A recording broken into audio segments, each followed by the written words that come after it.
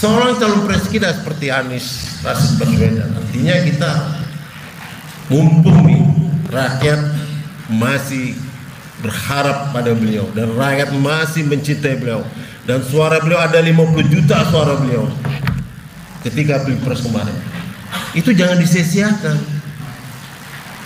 Kalau menurut saya, analisa hukum saya, sudah saatnya lah Anies mempunyai partai politik. Harus itu.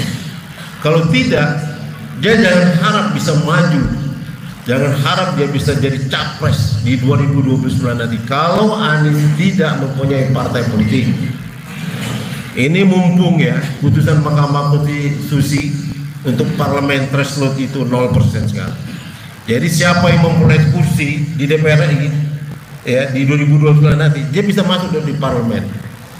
Jadi nggak perlu nunggu lagi gitu, nggak perlu nunggu 4% lagi untuk parlemen threshold itu.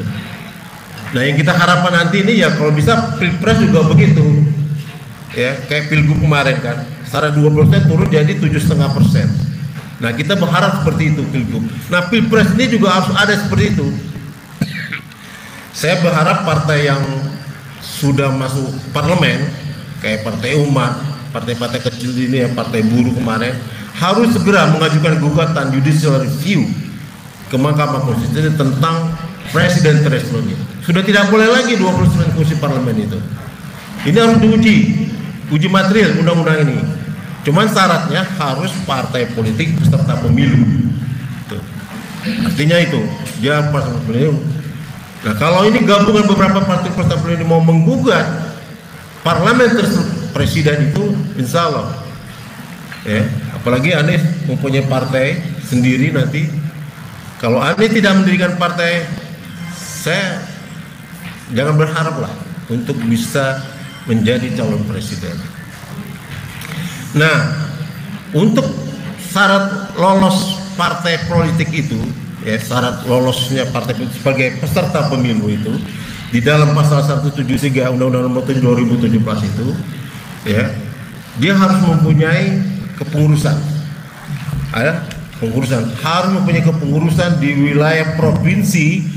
Kalau di Partai Umat nama DPW itu harus ada 60%. Jadi kalau syaratnya itu harus mempunyai 50% kepengurusan di daerah provinsi, 60%. Nah, dari tingkat kabupaten kota dia harus mempunyai kepengurusan sekitar 50% kabupaten kota. Dan level kecamatan dia harus mempunyai kepengurusan sekitar 25% pengurusan kecamatan. Kalau menurut saya ini tidak terlalu berat kok.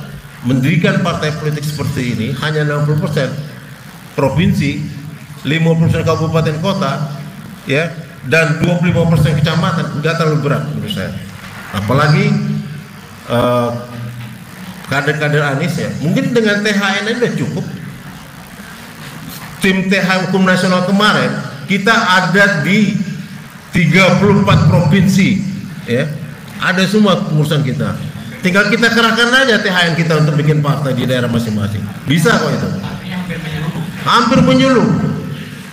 Artinya Anies mau bikin partai, sudah ada tim TH ini bisa dimanfaatkan untuk bikin partai. Kepengurusan kita ada di 34 provinsi dan ada berbagai kabupaten kota, sudah ada itu. Terutama Jawa Tengah sudah banyak kita, ya, di beberapa provinsi sudah ada. Artinya kita langkah untuk bikin partai itu tidak terlalu sulit menurut aku, ya. Nah, memang kalau untuk mendirikan partai itu harus ada fulus, itu nggak bisa dipungkiri lah. Saya sangat yakin donatur akan muncul dengan sendirinya apabila benar-benar Anies ini mau mendirikan partai. Saya sangat yakin banyak tokoh-tokoh Islam, pejuang-pejuang Islam itu di daerah-daerah itu akan muncul dengan sendirinya untuk membiayai perjuangan Anies Rashid Baswedan untuk maju ke RI 1. Saya sangat yakin. Artinya apa? Artinya Pak Anies gak usah ragu lagi untuk mendirikan partai, ya.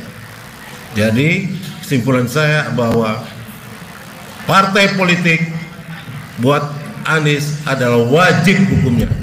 Terima kasih. Wassalamualaikum warahmatullahi wabarakatuh. Waalaikumsalam warahmatullahi wabarakatuh. Jadi walaupun pendek 9 menit tidak sampai 10 menit, tapi apa yang disampaikan oleh Bang Herman tadi itu sebenarnya masuk pada inti bahwa pentingnya parpol ini supaya ada pemimpin yang luar biasa dan harus mencukupi dan meyakini beliau sebagai pembicara ini bahwa insya Allah kalau Bang Anies muncul 38 provinsi akan terpenuhi. Baik, sekarang ada warna kedua yaitu Prof.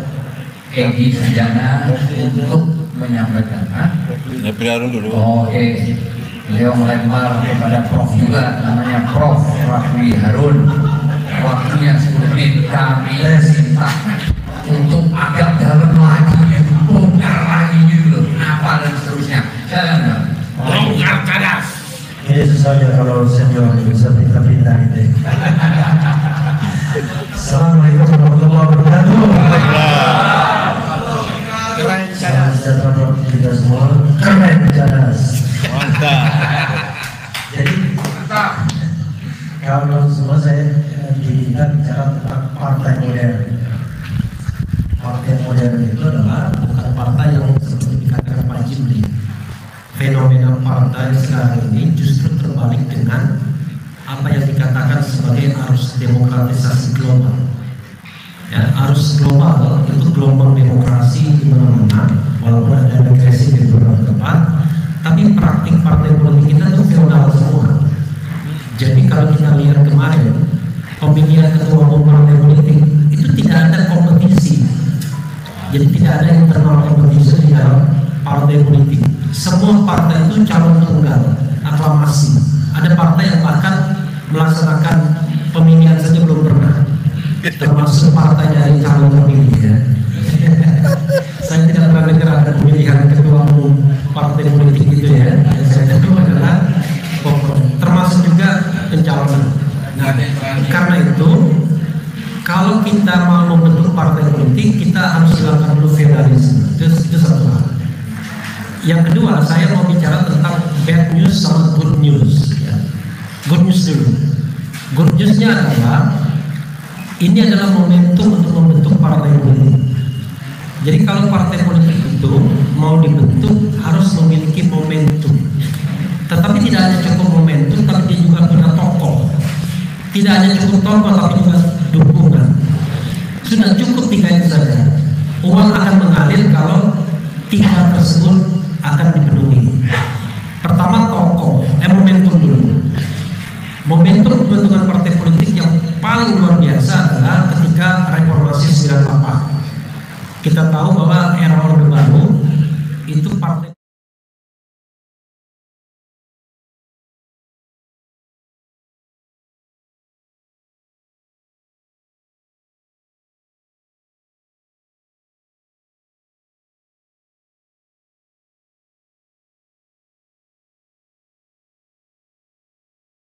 kepengurusan di daerah provinsi 60%. Nah, dari tingkat kabupaten kota dia harus mempunyai kepengurusan sekitar 50% kabupaten kota.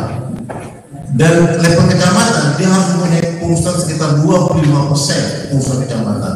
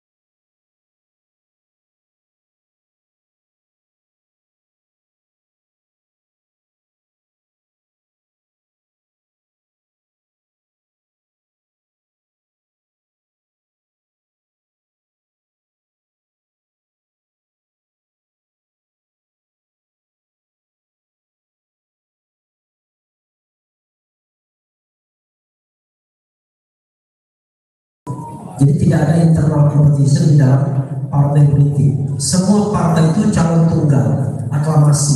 Ada partai yang bahkan melaksanakan pemilihan saja belum pernah, termasuk partai dari calon terpilih ya. Saya tidak pernah dengar ada pemilihan ketua umum partai politik itu ya. Yang saya tahu adalah pokoknya termasuk juga pencalonan. Nah, karena itu kalau kita mau membentuk partai politik, kita harus melakukan dulu feudalisme. Itu satu hal. Yang kedua, saya mau bicara tentang bad news sama good news. Ya. Good news dulu. Good newsnya adalah ini adalah momentum untuk membentuk partai politik. Jadi kalau partai politik itu mau dibentuk harus memiliki momentum. Tetapi tidak hanya cukup momentum, tapi dia juga punya tokoh. Tidak hanya cukup tokoh, tapi juga dukungan. Sudah cukup 3 itu saja. Uang akan mengalir kalau 3 tersebut akan dipenuhi. Pertama tokoh, momentum dulu. Momentum pembentukan partai politik yang paling luar biasa adalah ketika reformasi 98. Kita tahu bahwa era Orde Baru itu partai politik dilarang lebih dari 2 dan 1 golongan. Itulah yang ikut pemilu pasca pemilu 1971. Tapi ada beberapa orang yang akan nekat sedikit membentuk partai politik walaupun dilarang pada masa itu. Ada partai Sri Bintang Pamungkas, ada partai yang Budiman Sujatmiko, ya. Partai Bintang Pamungkas namanya UDI, Partai Uni Demokrasi Indonesia. Kemudian salah satu pembentuknya sekarang kalau tidak salah ketua umum Forum Betawi Lempung kalau tidak salah, FPR, ya, Kiai Haji Lutfi. Kemudian ada juga partai yang dibentuk anak-anak muda yang agak kiri-kirian, ya. Bukan ke iki-ikian tapi ke kiri-kirian. Partai Rakyat Demokratik, ya, itu luar biasa. Tapi setelah reformasi tidak heran ada ratusan partai politik yang terbentuk dan 48 diantaranya itu bisa. Assalamualaikum. Ini sesuatu kalau senior Pendek 9 menit, tidak sampai 10 menit, tapi apa yang disampaikan oleh Bang Herman Kadir tadi itu sebenarnya masuk pada inti bahwa pentingnya parpol ini supaya ada pemimpin yang luar biasa dan harus mencukupi dan meyakini beliau sebagai pembicara ini bahwa insya Allah kalau Bang Anies muncul 38 provinsi akan terpenuhi. Baik, sekarang ada warna kedua yaitu Prof. Egy Sujana untuk menyampaikan. Oke, beliau lempar kepada Prof juga, namanya Prof. Fakri Harun. Waktunya 10 menit kami minta untuk agak dalam lagi, bongkar lagi dulu, kenapa dan seterusnya. Dan Assalamualaikum. ini sesuatu kalau senior yang bisa pintar-pintar ini. Assalamualaikum warahmatullahi wabarakatuh. Salam sejahtera buat kita semua. Keren jelas. Jadi kawan-kawan semua, saya diminta bicara tentang partai modern. Ya. Partai modern itu adalah bukan partai yang seperti dikatakan Pak Jimli. Fenomena partai sekarang ini justru terbalik dengan apa yang dikatakan sebagai arus demokratisasi global. Ya, arus global itu gelombang demokrasi di mana-mana, walaupun ada regresi di beberapa tempat, tapi praktik partai politik kita tuh feodal semua. Jadi kalau kita lihat kemarin pemilihan ketua umum partai politik itu tidak ada kompetisi, jadi tidak ada internal competition di dalam partai politik. Semua partai itu calon tunggal, aklamasi. Ada partai yang bahkan melaksanakan pemilihan saja belum pernah, termasuk partai dari calon terpilih ya.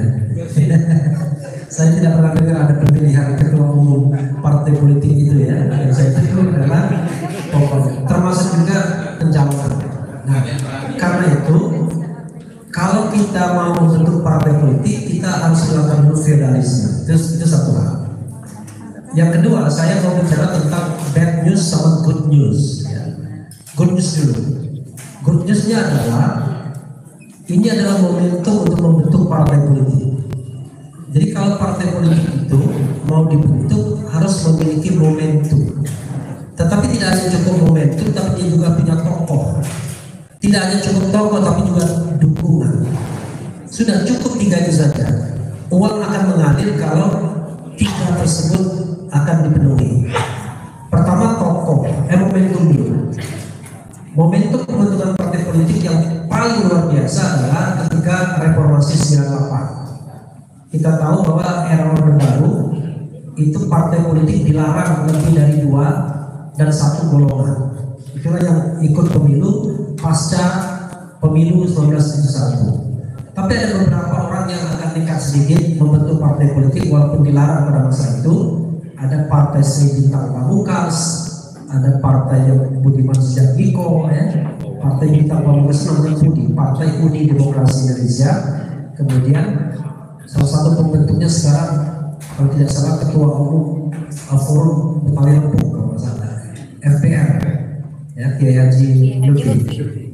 Kemudian ada juga partai yang dibentuk anak-anak muda yang agak kiri-kirian, ya, bukan ke IG-IG tapi ke kiri-kirian. Partai Rakyat Demokratik, ya, itu luar biasa. Tapi setelah reformasi tidak heran ada ratusan partai politik yang terbentuk dan 48 diantaranya itu bisa mengikuti tahun 1999 pemilu pertama. Nah, kawan-kawan semua, momentum itu terulang kembali saat ini cuma untuk Anies Baswedan doang, tidak untuk Edi Sujana. Ya, apalagi Refli Harun, apalagi ya, hanya untuk Anies Baswedan. Jadi kalau Anies membentuk partai politik, insya Allah dukungan akan banyak, karena syarat tokoh itu sudah terpenuhi di diri Anies Baswedan. Saya tadi ditanya iNews, kenapa bisa jadi seorang tokoh? Dia mana tahu. Kadang-kadang tokoh itu muncul begitu saja. Tetapi ya kalau nggak ada kualitasnya nggak mungkin juga, ya kan. Diundang Sofia University hari ini makanya nggak bisa hadir, ya. Nah, jadi kita angkat topi lah kepada Anies Baswedan, ya, walaupun kalah tidak menjabat tapi orang masih mau mendengarkan dia. Yang susah adalah kenal tapi tidak mau didengarkan. Malah yang dibaca gosip-gosipnya zaman dulu. Menang tak bermartabat, ya. Gitu. Kalah berharkat, menang tak bermartabat. Nah, jadi ketokohan Anies Baswedan saya perkirakan cukup untuk menjadi trigger untuk membentuk partai politik. Momentumnya ada, tokohnya ada, dan dukungan. Coba kita lihat dukungan Anies Baswedan menurut saya real, ada yang 50 juta bilang tadi. Dan kalau kita kulik-kulik kilik-kilik lebih dalam, ada kelompok-kelompok yang memang kuat mendukung Anies Baswedan. Kita nggak perlu sebutkan, ya kan. Tetapi intinya adalah 3 hal itu sudah terpenuhi. Oke, itu syarat pendirian partai politik yang harus dipunyai. Sekali lagi, momentum, tokoh, dan dukungan. Dukungan awal, ya. Yang berikutnya adalah bad newsnya. Kalau partai ini dibuat hanya untuk menjadikan Anies Baswedan sebagai calon presiden, saya pikir partainya akan gagal, ya. Kalau hanya dipikirkan untuk menjadikan Anies sebagai presiden, pasti akan gagal. Pasti gagal. Kalau dipikirkan bahwa partai ini harus punya uang untuk membiayainya, katanya PKS butuh 7 miliar per bulan paling tidak untuk operasionalnya, pasti gagal juga. Partai yang gagal itu adalah partai yang hari ini ada, itu gagal semua. Gagal mengemban amanat reformasi. Salah satunya adalah pemberantasan KKN.